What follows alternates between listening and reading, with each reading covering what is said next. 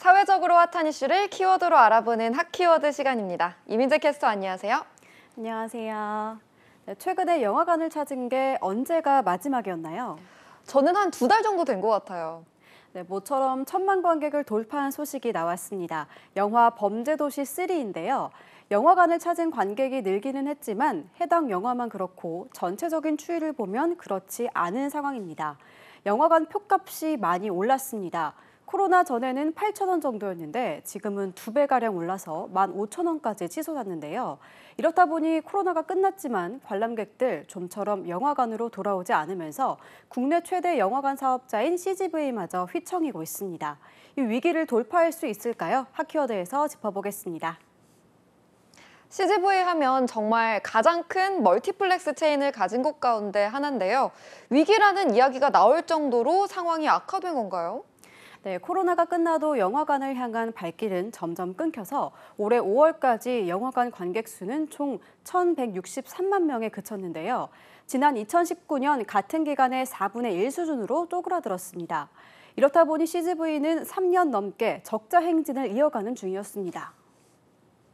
코로나19 위기가 높았을 때는 그렇지만 그래도 좀 회복이 되지 않았나요? 네, 적자폭이 당시보다는 줄긴 했지만 아직은 여전한데요. 코로나 시기인 지난 2020년 3,800억 원이 넘는 영업 손실을 냈고 2021년에는 2,400억 원이나 적자였습니다. 코로나19 위기가 좀 덜했던 지난해에도 768억 원으로 적자를 봤고요.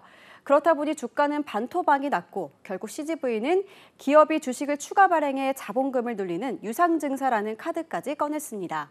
1조 원의 자금을 조달해서 재무 구조를 개선하고 신사업을 하겠다는 겁니다.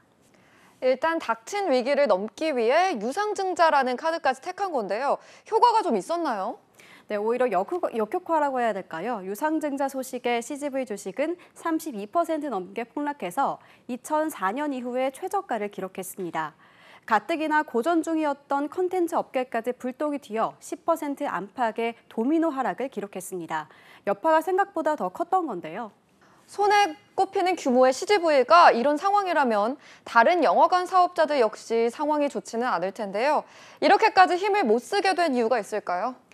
네, 사실 1,000만 영화가 된 범죄도시 3가 나오기까지 올해 개봉한 한국 영화 가운데 관객 100만 명을 넘긴 영화는 교섭과 드림 단 2편에 그쳤습니다. 값비싼 표값을 내고 볼만한 영화냐 이 생각을 먼저 관객들이 하는 것도 있고요. 무엇보다 한국 영화가 관객들의 기대감에 못 미친 영향도 있다는 분석도 나옵니다. 그렇다 보니 극장 개봉 후에 IPTV나 OTT로 넘어갈 때 기간인 홀드백이 관행적으로 45일 이상이었지만 최근 한국 영화 다수가 이보다 기간이 짧아진 것도 극장을 찾지 않는 이유에 들어갑니다. 네, 맞습니다. 조금만 기다리면 사실 OTT에서 볼 수 있기도 하고요. OTT 자체 제작으로 해당 사이트에서 자체 개봉하는 작품이 더 신선하고 재밌다는 평가가 많은 것 같아요. 네, 맞습니다. 사실 더 큰 문제는 영화관 사업의 미래 자체가 불투명하다는 겁니다. 넷플릭스로 대표되는 온라인 동영상 서비스에 밀려서 컨텐츠 산업의 경쟁력을 잃어간다는 건데요. 달라진 현실에 대응하기 위해서 영화 사업자들은 몰입감을 높이는 특별관과 콘서트 실황 등 다양한 체험 공간을 구축하겠다는 구상을 내놨지만 시장에서 성공을 거둘지는 두고 봐야 합니다.